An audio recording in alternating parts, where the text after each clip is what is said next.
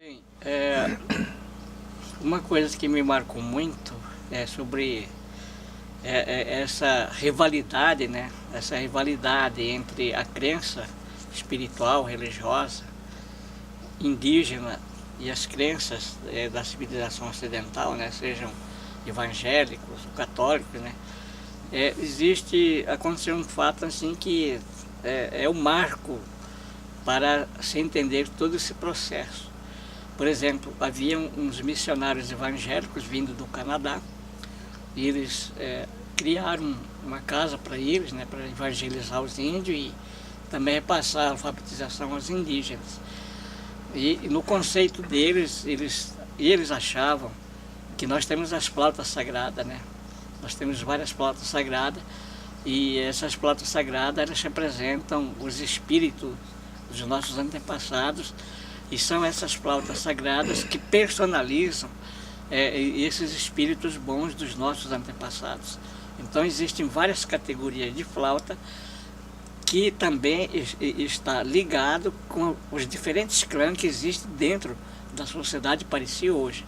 Então um determinado clã é responsável por uma determinada categoria de flauta, a outro clã enfim, quando você está nas grandes festas, os tocadores, os dançarinos, eles evocam os espíritos dos antigos donos das flautas sagradas.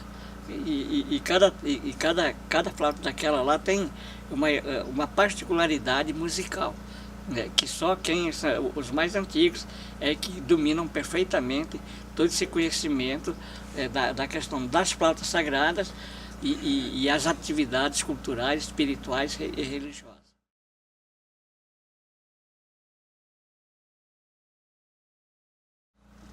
Aí nessa questão eu parto do princípio usando o termo saudosismo. Quer dizer, quando você passa por uma determinada situação, no caso a missão, né, entende? E depois que houve essa mudança na ideologia, na metodologia da atividade missionária, em que os próprios missionários entendiam que não se podiam vilipendiar, desrespeitar a cultura, o conhecimento espiritual dos indígenas, né? Então, para muitos que passaram pelo Tiariti, o fechamento do Tiariti, ela foi como se caísse uma bomba, né, na mentalidade, no espírito dessas pessoas. Há uns anos atrás, poucos anos atrás, eu estive numa aldeia aqui para dentro e fui numa época de Natal, né? E lá as índias velhas, né, que foram educadas no Tiariti, daí quando chega no Natal, ajunta toda a aldeia lá e começa a cantar, né, o Noite Feliz, né, essas músicas natalinas. E eu tive numa oração dessas aí, eu vi aquelas mulheres idosas, né, que passaram pelo internato do Tiariti, e eu vi aquelas mulheres chorando. O que significava aquele choro? Significava que eles perderam alguma coisa e que jamais poderia retornar, que era exatamente aquela forma de vida mais acomodada, de mais abundância, que era a missão, e que hoje, né, de acordo com as circunstâncias da aldeia, se não está aposentado, se não tem, não é empregado municipal e por aí vai, né, entende? Então, quer dizer, essas idosas, né, até hoje eles relembram com essa saudade. Quer dizer, na realidade, houve um desvinculamento, a missão serviu de instrumento para fazer o desvinculamento do conhecimento tradicional, das crenças tradicionais e absorver uma outra realidade, que é a questão espiritual religiosa da Igreja Ocidental. Então, quer dizer, isso está muito forte até hoje, sobretudo na geração dos mais velhos.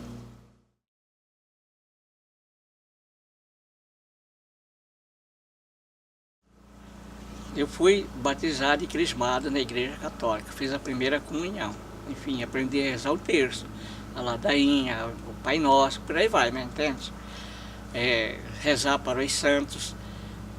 Então, quer dizer, por exemplo, se eu não tivesse a felicidade, né, de me deitar sobre a cultura parecia, sobre os livros de antropologia, que estudam a particularidade das sociedades humanas, né? Aqui no nosso caso, as sociedades indígenas, eu teria a dificuldade até hoje de fazer um parâmetro, uma comparação entre o que aquilo lá representou para mim, pessoalmente, espiritualmente, religiosamente, e o que representou aquilo para a sociedade do povo pareci. Por exemplo, hoje os parecis eles estão muito mais voltados às suas tradições, às suas crenças tradicionais, do que estarem fazendo atividades religiosas que foram repassadas pelos missionários. Por exemplo, você pega os Irãs, até hoje, essa marca da missão, essa marca da igreja, essa marca da religião, está intimamente gravado a eles, porque a população hoje, adulta de hoje, elas passaram pelo Charity e lavaram toda aquela lavagem cerebral, né? Desvinculando todo o conhecimento religioso, espiritual, cultural dos tradicionais para se engajarem dentro das crenças da religião ocidental. Então isso ela provoca assim, um esfacelamento da estrutura comportamental, da estrutura social, da estrutura política, da estrutura, enfim, de tudo. Em relação, por exemplo, você pega desses indígenas que passaram pelo Charity, você vai discutir, por exemplo, a questão do Wazari, por exemplo, que é o nosso herói mítico, a questão da lua, a questão das estrelas. Então, por exemplo, igual o Rony acabou de falar aqui, né? O porquê que essas casas, você pode ir em todas as aldeias, o sol nasce para cá e se põe para cá. Você pode ir em todas as aldeias, você vai ver que a maioria das casas tem essa posição, onde uma porta fica para o lado do sol nascente e o outro para o lado do sol poente.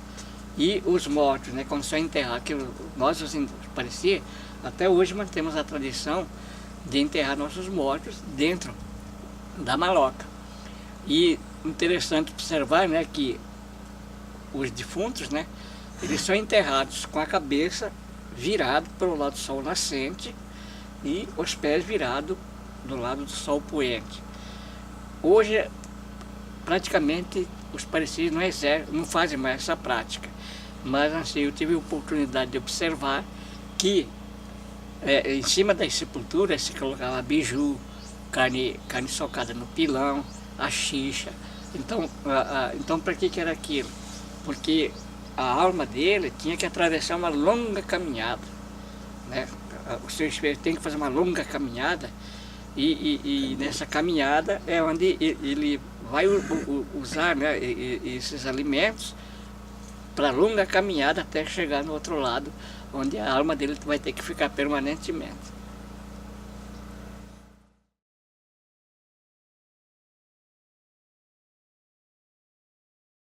A minha infância, eu nasci numa aldeia que hoje tem o nome de Zanaco.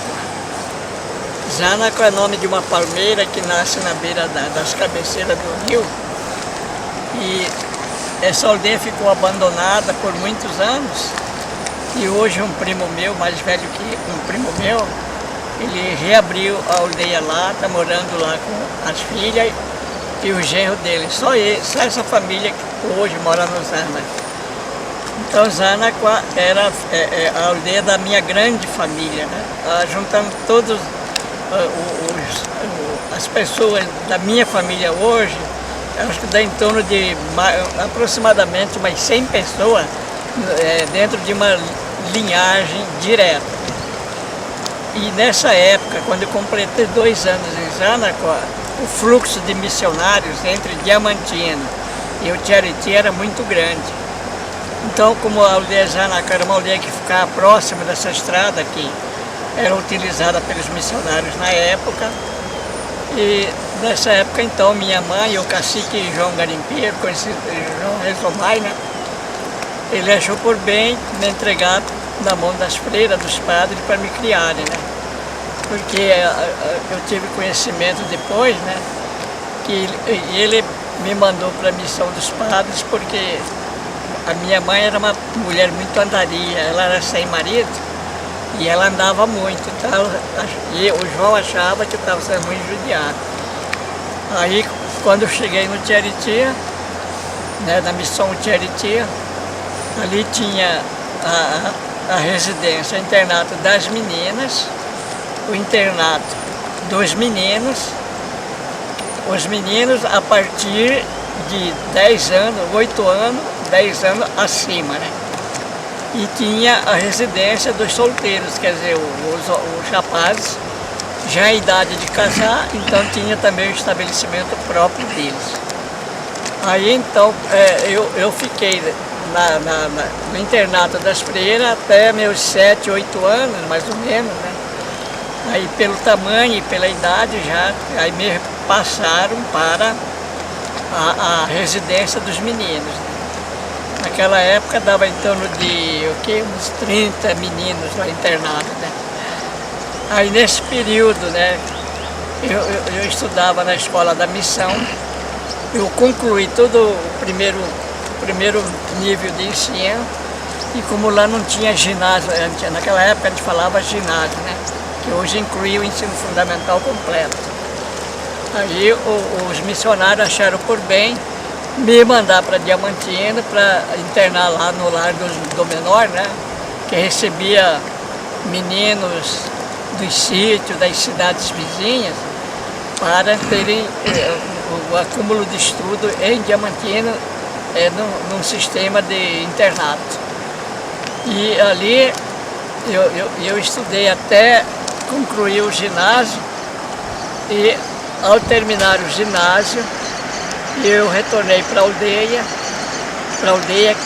na aldeia Rio Verde atualmente, que não é mais Osânacoa, mas a aldeia que foi aberta em função da migração dos meus parentes da aldeia Osânacoa às margens da BR-364, que foi aberta em 1950, aliás, cruzou, passou por aqui em 1959. Aí, voltando para a aldeia, eu passei a viver com minha mãe e com meu padrasto, na aldeia Rio Verde. E aí foi onde eu conheci minha esposa, né? Nós éramos crianças na época, né? Eu já era adolescente, ela era uma menina ainda, criança. E onde a gente se conheceu, e nós casamos lá, né? Num sistema bem popular mesmo, que é pegar a mulher e levar para casa da gente. E aí nasceram os meus 6 filhos, né? Que é o Rony, que é a Selma, o Rony que criou essa aldeia, junto com o irmão dele, com o Genilson, que hoje moram aqui, a Selma, que mora na aldeia Bacaval, se formou em técnica em enfermagem, e uma outra menina minha mora no Bacaval, ela foi contratada pelo SPDM, né? Uma entidade aí que contrata técnicos na área de saúde. Essa menina trabalha, né, na aldeia Bacaval como técnica em enfermagem. Aí a outra menina tá comigo em Tangará da Serra estudando, né? E também o meu menino caçula também está em Tangará comigo, estudando, né?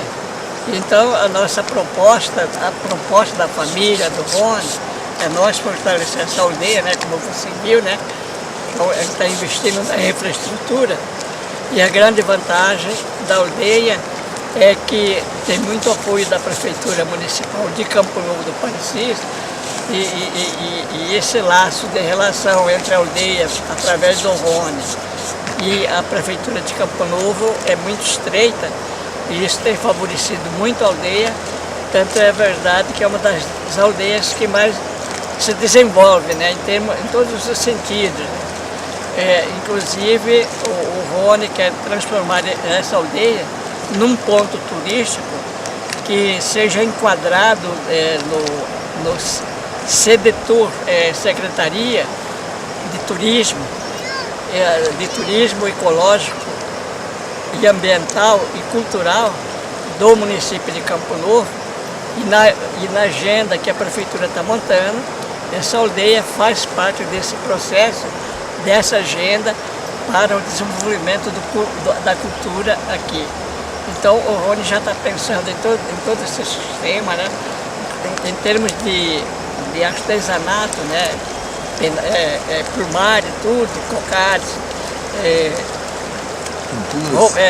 pinturas, tudo, né? Quer dizer, isso está bem desenvolvido hoje.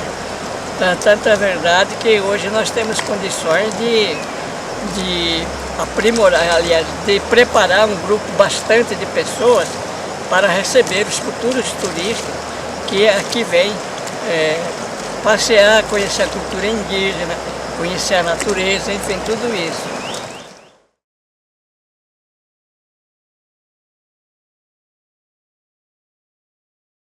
A mitologia do povo Pareci, ela é extremamente enorme e complexa, porque em qualquer objeto que você pegar, tocar na sua mão, a planta, as árvores, as pedras, os rios, os peixes, as aves, os animais da mata, todos eles têm uma referência na cultura parecida.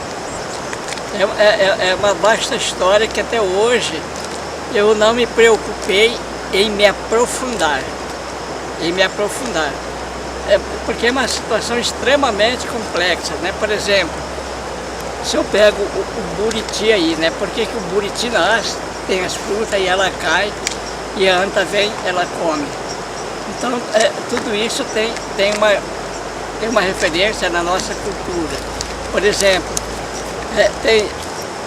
nós temos aqui, assim, muito forte até hoje, a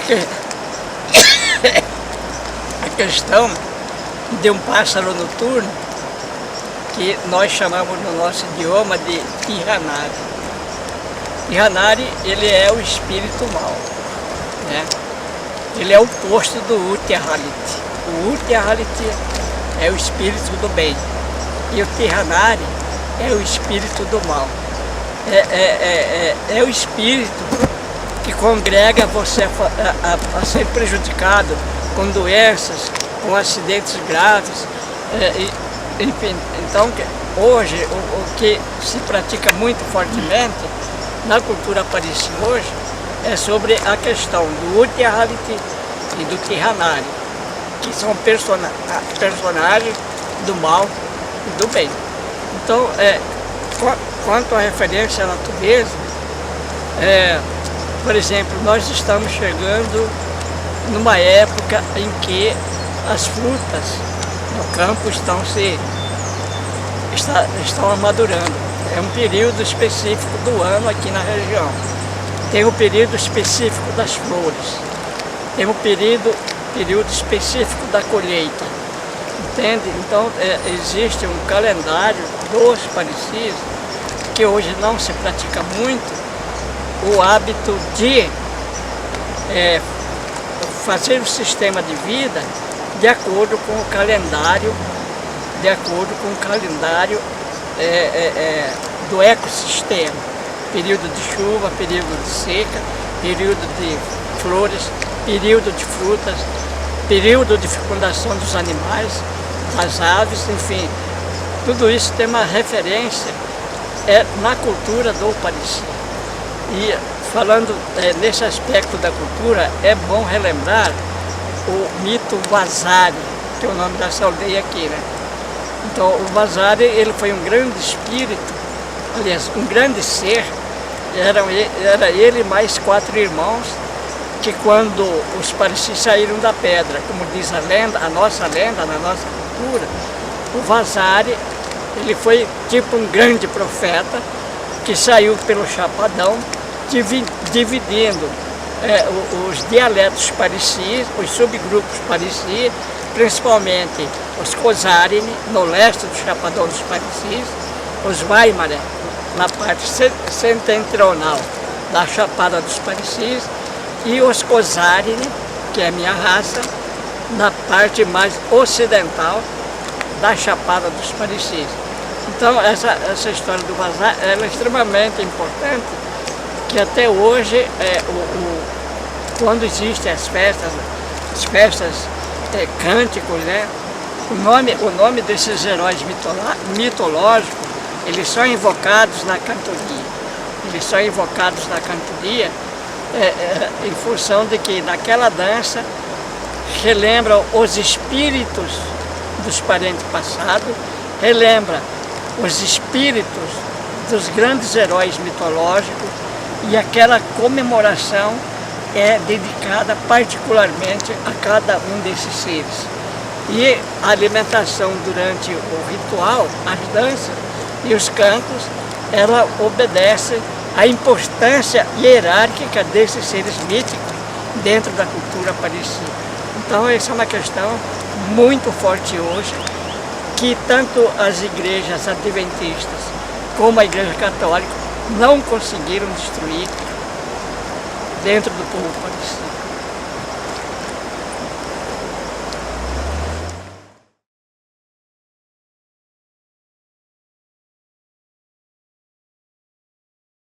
Eu não sei porque o Parecis ensinou chamar essa flauta de jararaca. Até hoje eu não entendi esse pormenor. Mas jararaca significa um conjunto de flautas, são várias flautas, né? São várias flautas, e cada flauta daquela representa uma etnia, um espírito, que durante as danças, esses espíritos são invocados, né? Por exemplo, eu vou só lembrar de alguns que eu me lembro agora de momento, né?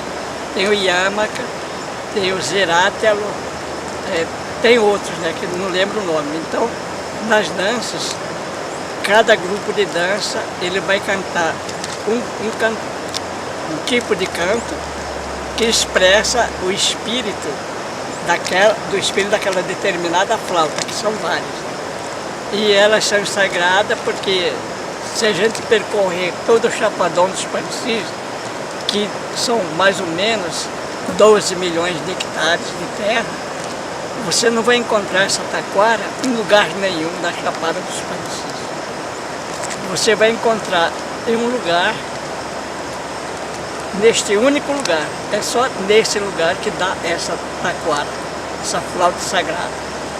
E a história da flauta, ela é mais ou menos assim. Hoje são os homens que têm o poder da manipulação sobre a flauta sagrada.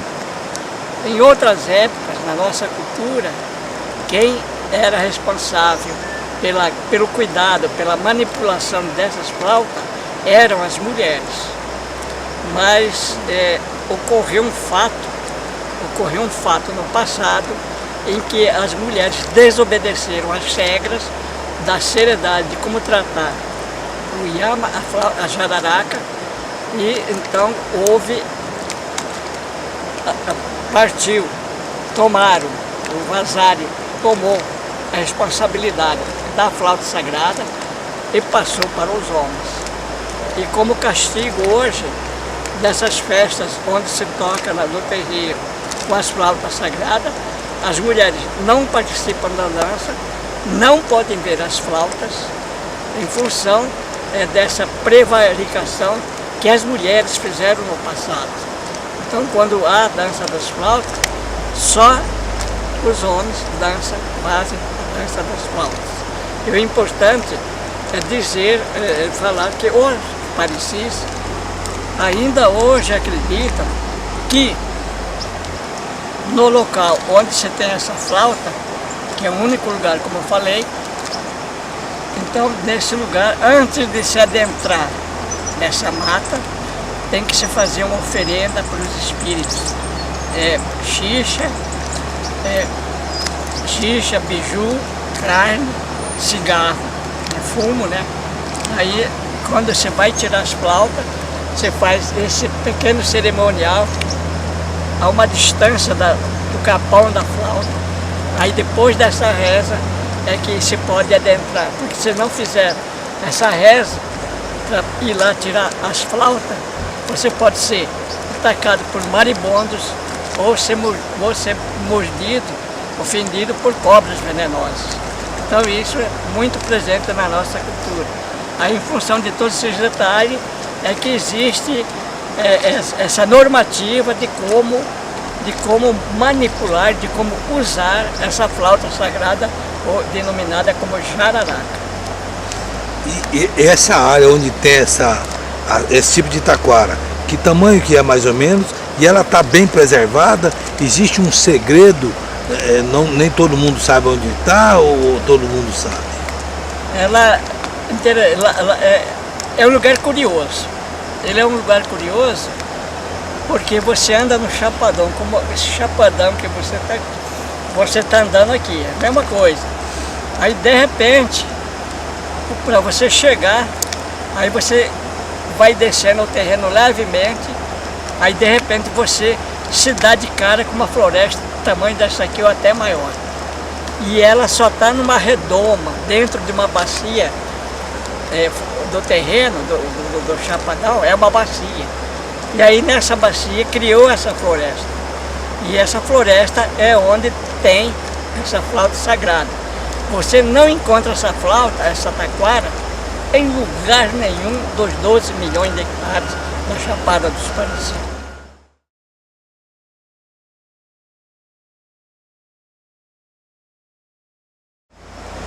Bom, pode falar. Assim, uma das questões que eu me orgulho muito da cultura do povo Parecis é que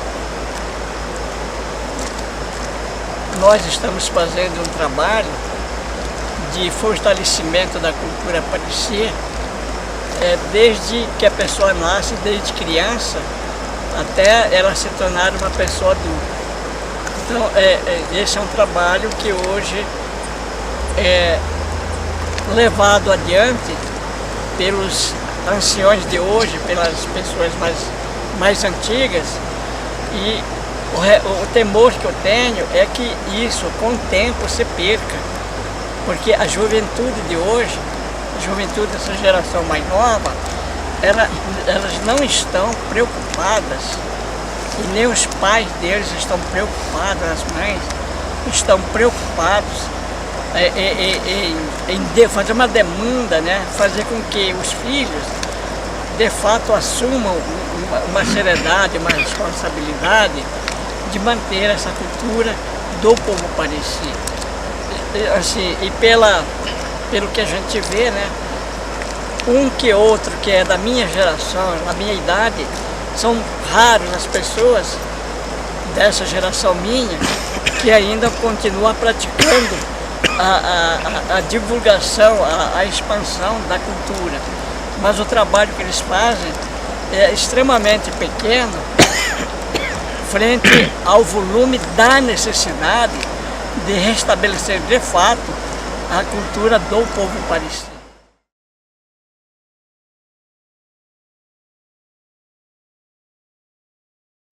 Bom, o que consome muito hoje, por exemplo, a juventude de hoje, existem dois tipos de jovens hoje. O que está mais ligado à questão dos costumes, das tradições de fora, não indígena, e tem outros que estão preocupados, não de forma consciente, mas estão preocupados da questão da manutenção da cultura e da tradição do povo Parecis. Então, o que deveria existir era um regime sistemático para que, assim como você ensina o beabá nas escolas, deveria haver um processo dinâmico, ativo. Por exemplo, a semana tem 5 dias de aula. Por que não tirar um dia desse dia de aula para levar o conhecimento aos alunos, às crianças, a tradição Parecis? Por exemplo, nesse dia, contar a história do Vazari, contar a história do povo Parecis, contar a história dos Cosari, contar a história dos Waimari, e por aí vai, entende? Então não existe essa regra dinâmica e sistemática, ela é ausente dentro da sociedade Parecis hoje.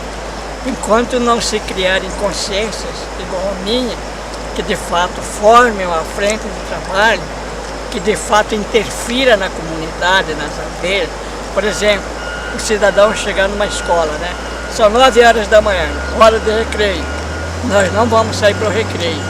Nós vamos contar a história do Vazari e o valor que ele representa para a nossa cultura e para o nosso povo. Não existe um trabalho dessa natureza. E o elemento causador desse desinteresse, primeiro,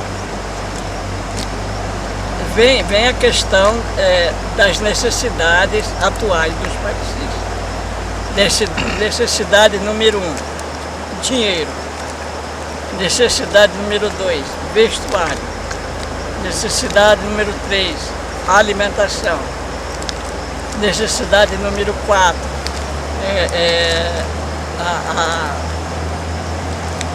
como a gente fala, essa facilidade de ter uma vida mais confortável, mais abastada.